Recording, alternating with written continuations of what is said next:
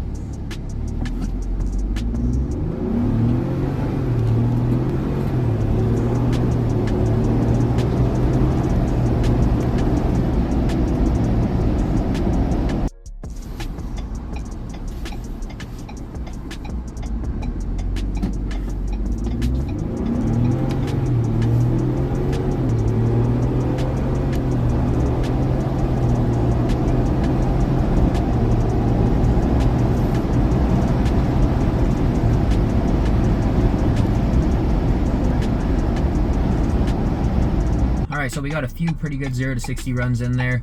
This vehicle should definitely be capable of a 0 to 60 in the 6s, just based off of the weight, power, gearing, all that.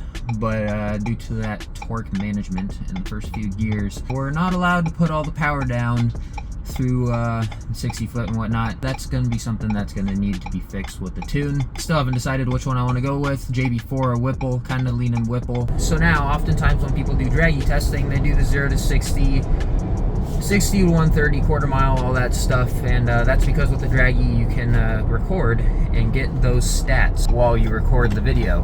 But with the Bronco here, obviously, not a lot of people are going to be drag racing this vehicle, and a lot of people are going to be using it on the road, in the desert, at the dunes, and so 20 to 50s, 20 to 80s, 60 to 90s are probably a lot better statistics for this vehicle. So we are going to go ahead and make a few runs with that. We can't record video with the Dragy app and get an overlay with those stats, so we'll be recording externally with the Dragy app running in the background and getting the statistics there. So let's go ahead and jump into those runs.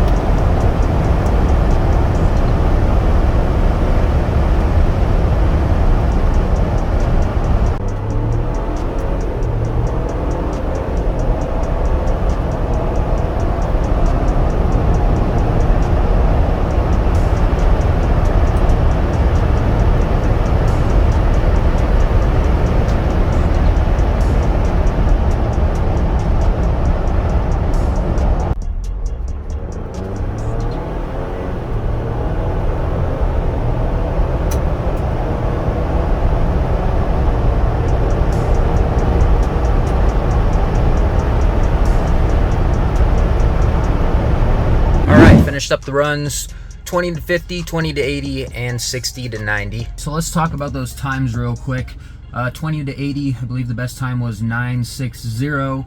So what that means, turning onto a highway ramp, 20 to 80 miles an hour, full throttle. Obviously, you're gonna be in the gas for about 9.5, 10 seconds to get up to cruising speed. Say that you're in Arizona, because well, they definitely drive a little bit faster than that, but you're gonna need that much amount of time to get on the highway, so you can use that to plan your on-ramps accordingly. Obviously 0 to 60 about 7 seconds, 7.5 seconds. Now 20 to 80, how does that compare to say something like my Raptor or F-150 Ecoboost? The Bronco is actually a little bit quicker than the Raptor. The Raptor's shortcomings are mainly shift times, longer gears than the Bronco. The Bronco has a 10-speed, of course, 2.7. and is pretty much always in the power band. So that helps out a lot when you're trying to accelerate, shifts quickly. Now obviously you might not be keeping up with certain sports cars like a Corvette, but things like, you know, Honda Accords, your average BMW, not like 335s or anything, and even V6 Chargers, you're roughly around those cars for 20 to 80 acceleration. Now, the next one, 60 to 90. I believe our best time was 8.09 seconds. So, what's that mean for you out on the road? Well, when you're passing someone, say you're on the highway in Nevada, 60 to 90. One-way roads, you're gonna be out in traffic for about 8 seconds. If you're truly passing someone from 60 to 90 miles an hour, it's gonna be about 8 seconds to get up to speed there. And this, of course, was while we were already running, so if you're romping on the gas at 60, you know, there's gonna be a split second there, half a second.